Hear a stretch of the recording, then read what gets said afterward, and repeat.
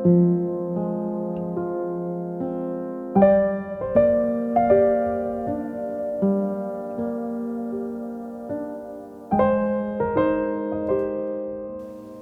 couple of years out of college, I got antsy to start taking some more art classes again. And I had always been interested in taking more figure drawing classes and getting more comfortable with drawing the full human form. I had not had many opportunities to do that in college, but when we had, it was always people in like leotards or in various types of costumes and that sort of thing. However, the place that I went to had a figure drawing class, but I had never attended a nude drawing class. And I thought, there is no way that I can sit there with a naked human being in front of me, my southern's coming out, and draw them. I just was sure I could not do that. So I never signed up for any kind of class like that. I avoided it like the plague. So this figure drawing class came up and it looked good, and I thought, well, let's do that. So I went to the class and got all set up like the rest of the students. All of a sudden someone walked in wearing a robe, and I'm like, oh, this person has a robe on. And I looked around at everybody else. I didn't want to look weird, like I was like freaked out or anything. And I'm like, I know I did not sign up for a nude class, so that person must have an outfit on underneath. And she's just cold. Well, sure as the world, the robe came off, and there she was, fully naked, right in front of me. And I was like, okay, this is what we're doing. I'm like, I could not believe it. And after that class, I assure you, I checked that syllabus again, and it said nothing about nude drawing. But that's what we did. But what was interesting about that experience was that I had made it out in my mind to be a bigger deal than it ever was. If you've never gone to a nude drawing class before, trust me, you have no time to sit around and contemplate this person's nudity in front of you. So what happens usually is the model gets up on the middle of a platform in the middle of the class typically, and they don't disrobe until it's time to draw. So the timer is set, and we start off at like 1 minute types of intervals, and it keeps building up. 1 minute, 3 minute, 5 minute, that sort of thing. And every time there's a break, that model is completely clothed again. They have their robe on. But you have no time to sit around and contemplate that there's this nude human being in front of you. The moment that clock starts, everybody's got the pencil and they're going at it. You're trying to figure out all the spatial relationships, the lines, the form, measurements, all that stuff, and getting it down. And if you're trying to do that in 1 minute, you got no time to be worried about what they look like in the nude in front of you. You're just drawing form. And then it builds up, until you get a longer session and the model's set, after doing all the various poses for a longer period of time. Let's say 20 minutes, 30 minutes, something like that. Depends on the class, of course. But by then, you are weathered and through the storm. But my point is about this is I had allowed fear to keep me from this small accomplishment of being able to study the human form in its purest form in front of me. I allowed that to be stolen from me for a long time, and it's really not anything to be afraid of. It really is just more of an awkwardness, I guess, is what we consider might happen. But I had done this to myself. And I feel like we do that so much in life. We steal so many opportunities from ourselves by allowing fear to rob us. Now, at its core, fear has its place in our lives. It has a purpose. It has to be with us. Without fear, we would die a young and reckless life. Fear keeps us from walking down alleys we shouldn't walk down, or talking to a person that our intuition says something's not right. Don't go over there and talk to that person. Walk away from a circumstance. All those sorts of things. Don't drive that car that fast. Don't turn that corner. All those things, fear has its place to preserve your very, very precious life. However, when it's given too much power and circumstances maybe not right in your head, things can become twisted and turned, and then more and more is stolen from you. It's easier to sit on your couch and do nothing and not be creative, because to be creative is more of a risky path. If you're taking risks, even small creative risks you're taking, whether or not you show your work, those are all risks. They're not big risks. These are not life-altering risks. You're not going to die. But in your mind, the fear of judgment and all those sorts of things start taking place. Your own judgment plays into that. That's not good enough. You're not good enough. You're not an artist. What do you think you're doing? Other things people have said to us in the past that were very negative about our work or our interest in being creative. And I don't think this applies to just people who draw and paint. This applies to anybody who's creative, whether you're a writer or whether you are a singer or a musician. No matter what you do, it applies to all forms of creativity. But the first thing I want to suggest to you is give yourself permission to get mad. And when I say that, I mean get mad at all the opportunities that have been robbed from you as you move through your life. Time is too short to not do as much as you can with this very, very short period of your precious life. And if you get mad, then it might prompt you to start making changes. Now, I'm not saying you need to go jump off a cliff or do something crazy. Don't do anything crazy. You have to pay the bills. You don't need to quit your job. You don't need to do anything radical.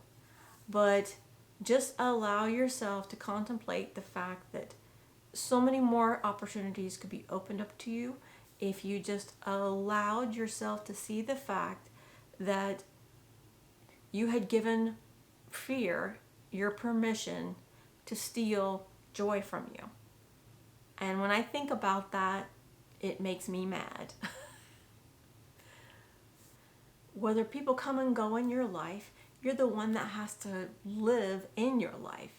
You are the one that gets to decide whether or not you allow experiences to occur or not. And sometimes that requires for you to push past fear and all these made-up stories you've had in your mind that have developed over time, contemplating what that might be. Just like me being in my class thinking that having someone naked in front of me while I was drawing them was going to be really awkward. Well, it might have been a few times, but there's no time in that situation to really get caught up in that. I had visualized it to a point, and that visualization kept me stuck, kept me from doing what I needed to do to achieve that skill. Now, that may not be a goal that you want to achieve, but there's lots of other goals that you may want to achieve. All those possible things that you might have allowed yourself to miss because the obstacle of fear has stood in your way.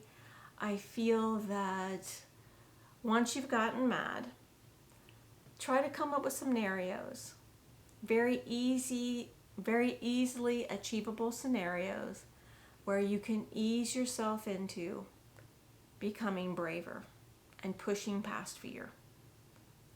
Now, these situations don't have to be anything huge. I'm talking about even just going out and doing plein air, for example. Some people might think, how can I take my drawing supplies and go out and paint where people can see me? You might be having self-doubt. You might be doubting your skills. You might be saying to yourself, you might be practicing all that negative self-talk where you're telling yourself you're not good enough, you're not an artist.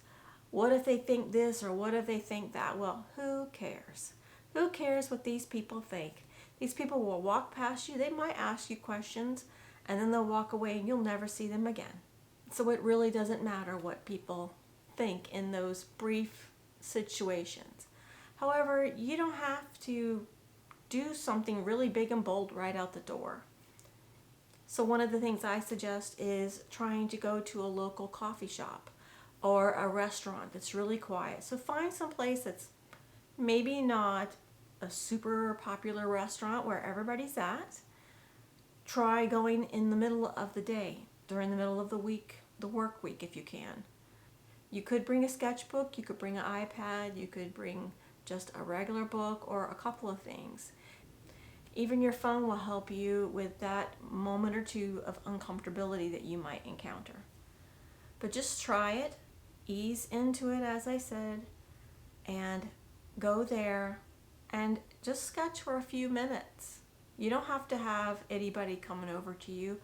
Just get comfortable with the feeling of what it feels like to eat by yourself, to sit there by yourself, to sketch, to read. Don't worry about what anybody's thinking about. If you see anybody around you, there might be a couple people, but if you choose a very quiet place to go to, then it might be something that's easier to do for your first trip or two. And then as you feel more and more comfortable, you can go more and more places where there's more people. And before you even go, one thing you can also do is just visualize it. Visualize yourself sitting there and it being very peaceful. Try and make it into a very positive experience. No one really talks to you and you have a really pleasant meal or a great cup of coffee and you've spent a little time just sketching something. It doesn't have to be anything amazing.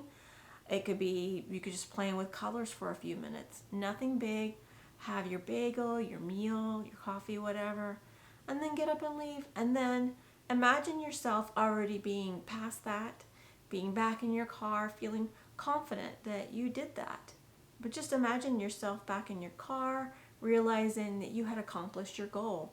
It was a small goal and it was easy, it was non-threatening, and you're going back home and you've achieved something.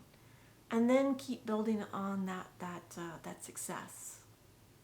And the reason why it's good to work on these small achievable goals is because you deserve this. You deserve to have all these amazing experiences. Doing plein air, getting out and about. And if you can't really go very far or you have some sort of a physical ailment, you can always probably get in your car and just do small incremental things to make you feel more and more comfortable. An online class is even another great way to get to meet people and do art together. All these little things add up to achievable goals and moving yourself forward in your creativity. All this leads back to some of the things I was saying before in some of my previous videos about being your own best champion. You need to show up for yourself. Be there to support yourself and get yourself past any fears, like I said, that are robbing you from all these amazing, wonderful, creative opportunities that may be filling up your lives. The next step I would suggest is to grow your challenge. Getting more comfortable upping the ante and going out for longer times and more challenging places, doing it more often. Or you could even start going a little bit further away from your last trip. Not just a coffee shop, but maybe it's a day trip. A day trip where you spend 5 hours just sitting on random benches in a place and observing and taking photos and just sketching, that sort of thing. You don't have to take a complicated setup, just something that's easy to carry and just gets you out and about and being creative and thinking about your environment in a creative way. Before you know it, you're ready to go and take maybe a whole weekend trip. Getting comfortable with, I'm going to plan a whole weekend of being very creative on my own and doing something really unique and challenging. Now, this doesn't have to be on your own, clearly. It could be with a group of friends. That always helps you ease into it. But if you're trying to get out and about and sketching more often out in plein air, or doing anything that's a little bit more challenging, even when it comes to showing your work in shows, you always start small and start growing it. And I think even if you're doing what I said before, you're practicing plein air, and then maybe you ask if you could put your work up in a coffee shop, that sort of thing, and then slowly build up to working towards your goal. Well, no matter what it is, I believe getting mad, soft entry, slowly building up, showing up for yourself, and then pushing through to have bigger and better experiences. And what I want to say to you about this, and the reason why I can relate to this, is because a lot of people can't believe that I have chosen to travel abroad by myself for the purpose of sketching and that sort of thing. But to be honest, it was really just a slow conquering of my fear. I started taking myself out to small places to eat by myself, getting comfortable with what that feels like, just sitting with myself in my own company. And then I would go to movies by myself and go out sketching in the woods by myself. Then I would take day trips, weekend trips, and eventually I decided, it's fine. Yes, it would be great if you could go on a vacation with a group of people. And sometimes you can. There are groups that do travel. There's even art groups that travel. So that's another option too. You just have to get comfortable with meeting strangers, possibly rooming with strangers, and then pushing through and living your dream, having a big creative life. With that said, I have my art challenge completed for the 60th day this past week. We're pushing past and moving towards the last 30 days now, and that meant I got another art reward. So I'm really excited to share that with you today, and a couple other things, including my sketchbook, of course. So let's get into it and let's get started. We're into the sketchbook now. All right, so if you remember last week, if you were with us then, the last thing I ended up with on number 5790 in my sketchbook challenge was Thomas Edward Lawrence of Arabia.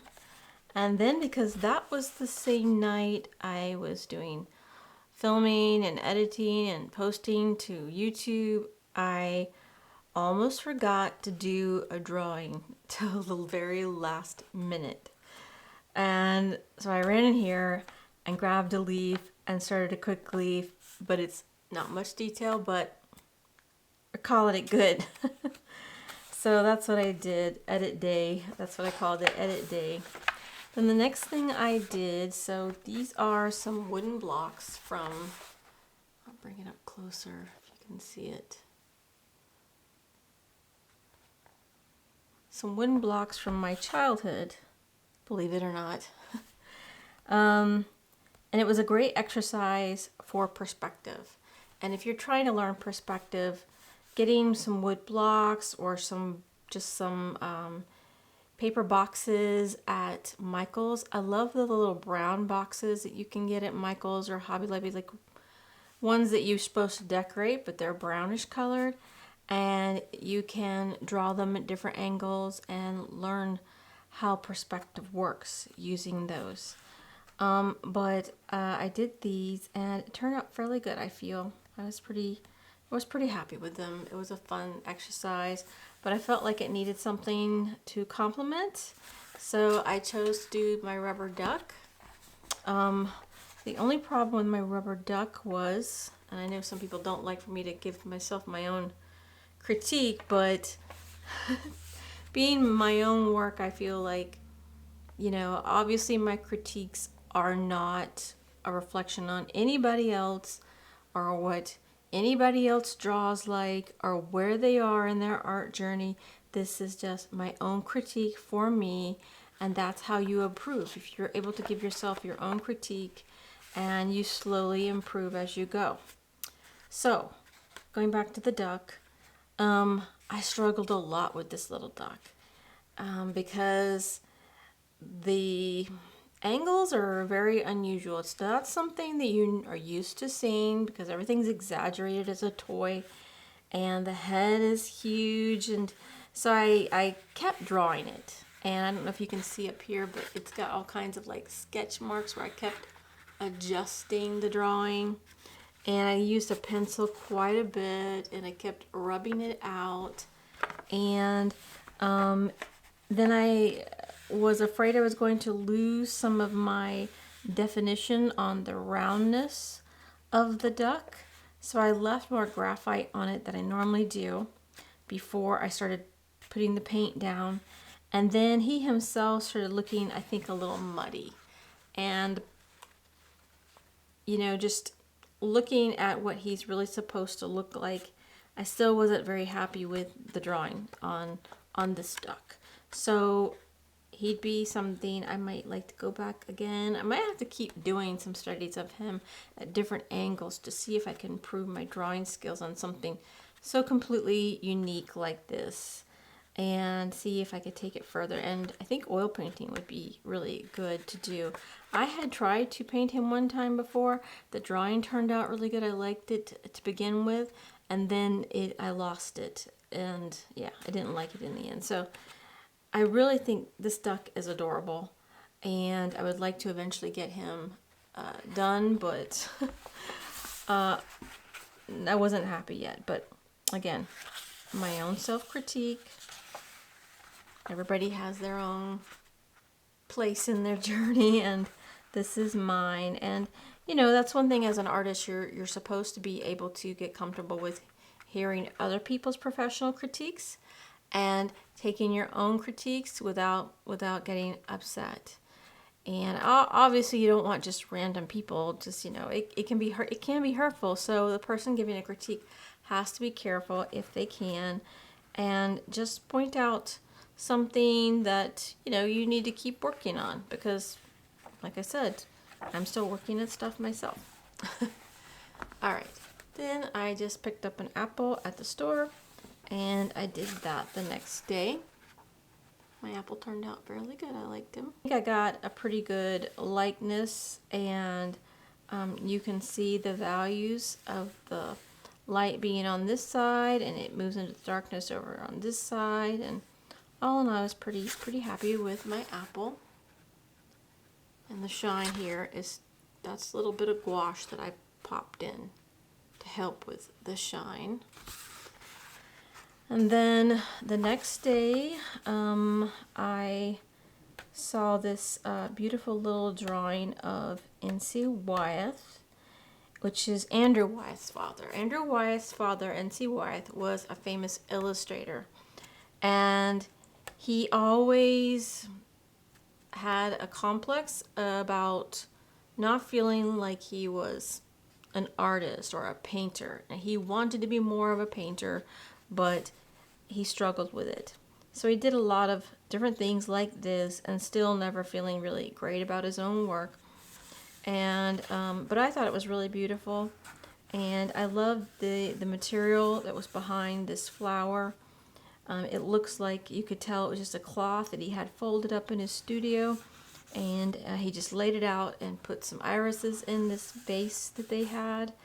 And wouldn't be surprised if it still exists today, but I have not seen it. So let me get the book really quick. Hold on.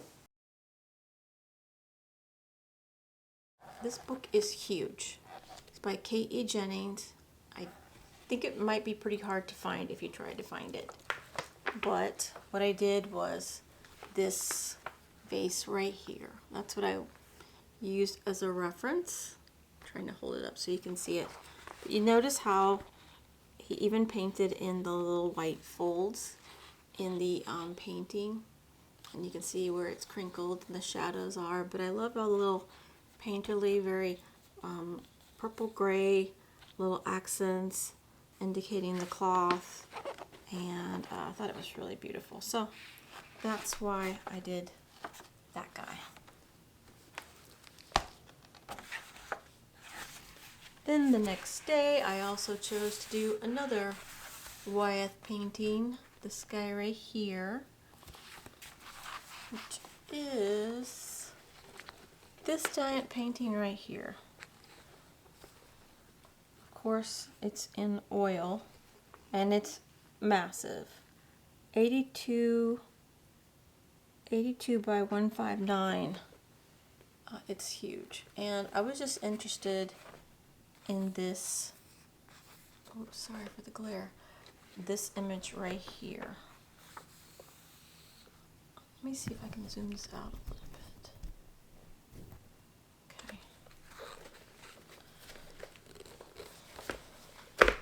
This giant book is hard to handle while doing the sketchbook as well. But what I was interested in was the quiet of this image on this side. And what you may not realize in looking at this, zoom you in again, is so the egret's flying here, and then back over here it's darker. So this is the reflection of the sky, the blue sky, and over here technically is a giant storm cloud, and you see the very light fluffy implications of a reflected edges of that cloud and little pieces of the cloud around it. And then as it moves back over here, you have the reflection of the reeds, and there's trees or the bushes that are being reflected in the water back here. So then you also have the egret, and what I did was I drew my egret first. It's not size, but what I did was I flipped it, I inverted it on a piece of tracing paper after I traced it, inverted it, and put it onto my book. But the tricky thing was it needed further analysis, because you're really seeing the inverted upside down reflection of that image. And so I ended up making him too big down here, and his wing was too big. And I was contemplating this about why he had cut it off so short right here, but the more I thought about it, the more I understood the mechanics of it. And this is how you learn to draw. You learn things like this, what life really looks like. And so anyways, I thought I loved the quiet of this image, and so that's why I ended up doing that. I didn't want to do the whole thing because it's pretty big. Probably could have done a 2-page spread, but I just really wanted to do this, and I compressed it a bit as well and simplified it. And of course it's just in watercolor. And so the next one was a portion of a Winslow Homer painting that I found in a book I have. And so this became $64.90. I taped it off with washi tape before I painted it, and I just layered it up, going from light to dark as you move forward.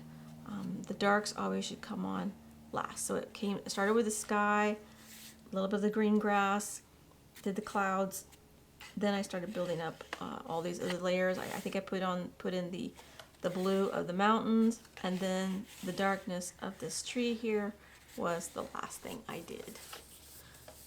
That image was this one, but I didn't do the deer that are right here.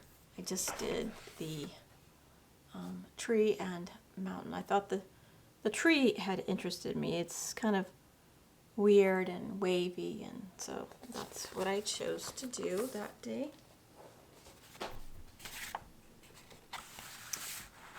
Then let's move back up just a hair. Okay. And then tonight I did this pear after a current living artist whose name is Joke Freema. Now I did not completely do the whole thing. I just kind of mostly worked on the pear. It eventually became a combination of watercolor and gouache because I was trying to get the roundness in this pair to work, and I was not having success in just watercolor, so I started adding some gouache, and I'm fairly happy with it, but I just did not want to get bogged down in too much of the extra details, so I simplified this as well. And let me show you that. So I'll tell you, so this is the book I got on Joke Freema. She is a Dutch artist, and books on her are not easy to find, but I did find a couple of books through Amazon. But she's got amazing work, but I can't flip through this whole book because there's some nudity in it. This is, I think, her studio. So I'm just gonna find. I'm gonna find what I did. I just don't want to. I want to make sure that I'm more careful about any books that might have nudity in it moving forward. I'm sorry. I just won't be able to do probably a full flip through because I don't want to get canceled from YouTube. Look at these beautiful water lilies. Her work is amazing. But let me just be carefully find that one page. So this is her pair right here. It's really gorgeous. Her work is so amazing and inspiring. You can find her on Instagram. This is 20 by 20 centimeters, this beautiful pair that she did back in 2015. And I've always loved it. So that was my copy of it. A quick copy, of course, because I did not want to get too bogged down in all of the details of the leaves. I just kind of indicated it. And I was mostly interested in this pair and the volume and the backlit situation, and I think it got pretty close, so I'm pretty happy with it. This is a good thing to do for my challenge. It'd be nice to do this in oil as well, but what I will tell you, if you ever do anything like this, when there is a living artist involved, make sure that you always recognize them. You never want to pass off somebody else's work as your own, even if you're so far off. Just make sure you always mention their name, recognize them, tag them if they're a living artist. So I posted this to Instagram, even though it's obviously not an exact copy. It's just a similar copy, a quick study. And I tagged her because she's living and she has an Instagram account. And so I had tagged her in that image that I had done in the sketchbook. So she, if she happens to see something that looks like her work and she realizes that's not mine, and she'll know that I used her work and I recognized her to do a quick study for my sketchbook challenge. And then you don't want to copy somebody else's work, but I feel like I would have a very similar style to this, to be honest with you. And let me show you. Actually, I have a gourd that I painted, so let me get that really quick and I'll show you what I mean. So last week I think I showed you my bird's nest, and so this is a gourd that I did from a reference photo that I took when I was out and about. I think I was in North Carolina somewhere, and I saw this beautiful little gourd sitting on the ground with all the leaves and stuff. So I could see that, you know, I have a similar sort of a painterly style, and I don't even know if I had seen this painting at that point when I painted this, but you can kind of see maybe a similarity in a style, possibly. It's just more of a impressionist realism. I'm not sure what you would call that, but that's my painting of a gourd. And there's some of my leaves and stuff. So that's what my work looks like in oil. So anyways, that was the last thing I did tonight, literally. And that was what happened this past week. And obviously last Sunday, which was the day of the duck, is when I got my 60th day sketchbook milestone done, and we get to look at my reward. So now we're going to do that.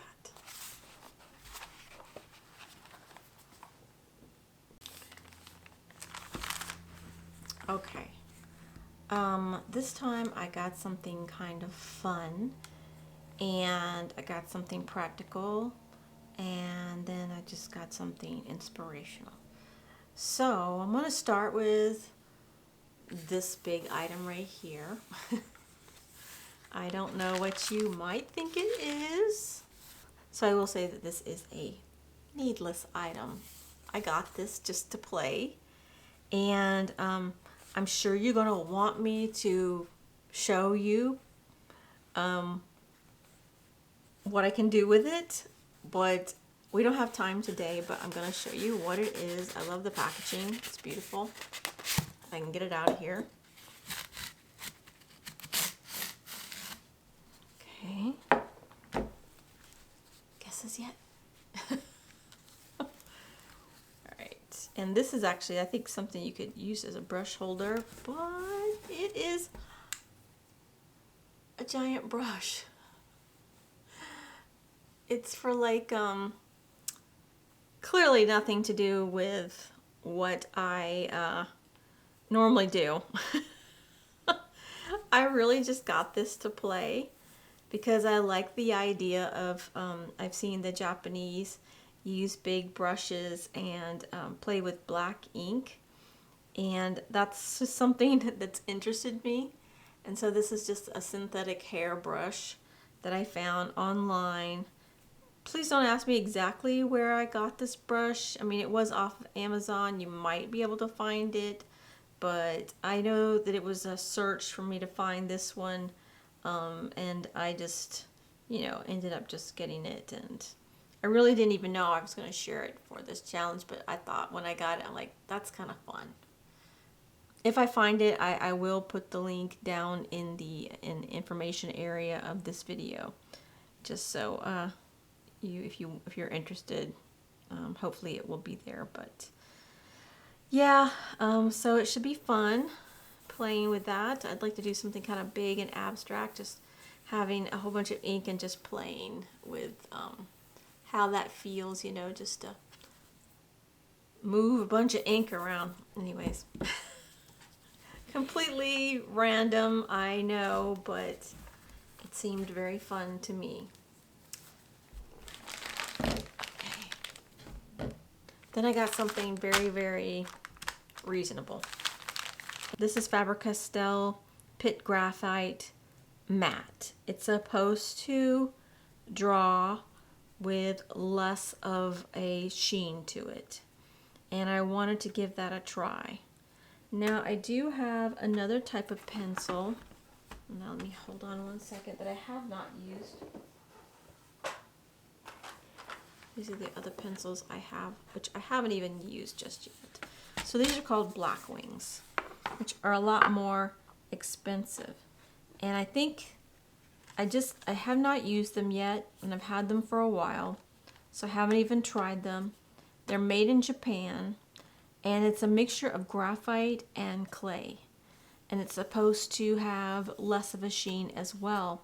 So what I want to do in an upcoming video is compare these two. But now they do have a black wing that says it's matte. So I don't know if that's what I've got or if it's slightly different, because this one does not say that it's matte anywhere on the box. But I suspect it might be the same. So I want to try those. See, it says smooth graphite, smooth Japanese graphite, genuine California incense cedar. They're definitely not cheap. They're not a cheap pencil, especially when I looked to find the ones that said that it was matte. It definitely was more of a pricey item. So let me open these up real quick.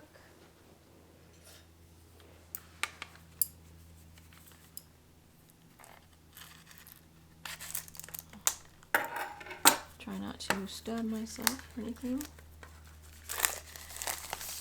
So they have a bigger set, but this literally was like $10, this little set. And when I watched this other guy use them, he made it seem like the extra pencils that were in the other set really weren't needed. That they were the ones from the lower range to the higher range were almost exactly alike, and you couldn't even tell. So I decided just to go with the smaller set and give that a try. So that's what I'll be trying out soon. Because if you know anything about graphite, normal graphite, when you're drawing with it, it builds up a sheen.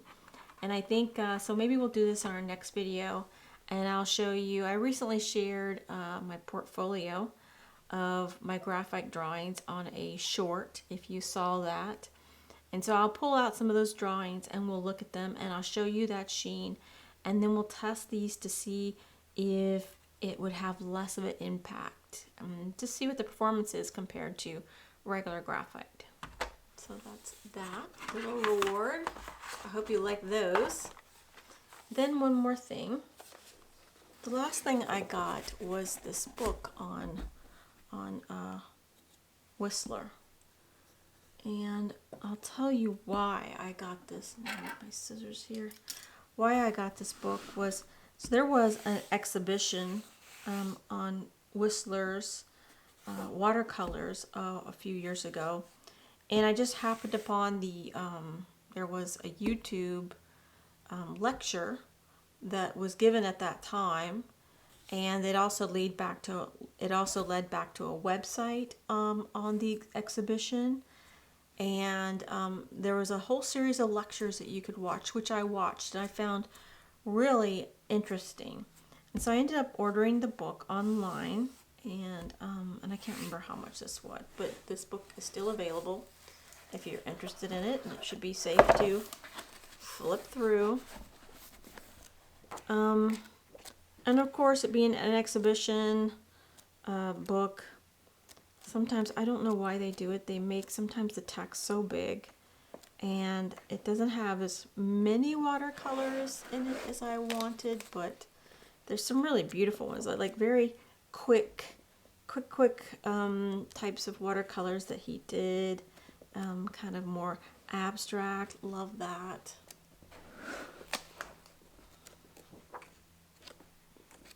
Just see if we can flip through here. Just almost like they were also just quick studies.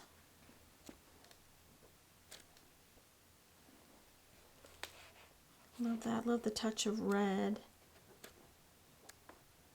There's that same one. The only thing I would say that this book, the pages seem to be slightly muted. They don't have like a high gloss to it, which I think makes you feel like you're seeing the image better the way, but maybe they did that because it is watercolor versus like an oil painting. So I feel like the watercolors are almost poetic. It's like a quick representation of a moment in time, the way a poem quickly represents a feeling or something, an experience, and it captures it through, beautiful little words and iambic pentameter to represent that, to represent a feeling or something, an event or whatever. And I just kind of feel that that's what you kind of get with a watercolor in a way, at least to me. It seems more emotional, maybe. Ghost-like. Maybe that's what it is. They feel ghost-like. Something that passed quickly versus a solid oil study. Something that's like really super highly worked and there's no draftsmanship to it. It's just almost like a perfect image. And I love these, like, there's his, some of his supplies, paints and things he ordered. So it's a nice little book. I don't regret purchasing it. I just wish that they had maybe done a little bit better job of adding larger images and making the text smaller, but it's a beautiful book nonetheless, I think. So if you're interested in that, you can see if that would meet your needs. And if nothing, for free, you can go back online and watch the lectures that they gave on his watercolors. I thought it was really fascinating. I really didn't know that much about Whistler. Well, I knew just about Whistler's mother, like most of us know Whistler's mother, that painting. So I thought it was a beautiful exhibit, and I would love to have seen it in person. So that was the last reward I got for this time, and I hope you enjoyed it.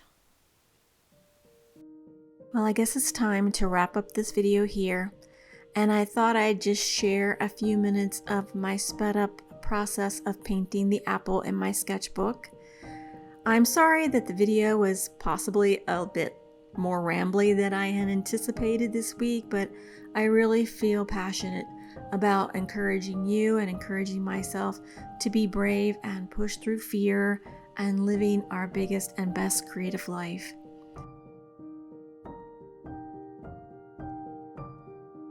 With that said, I am wishing you all a beautiful, blessed, creative week ahead. I'll see you guys next time. Bye. 안녕.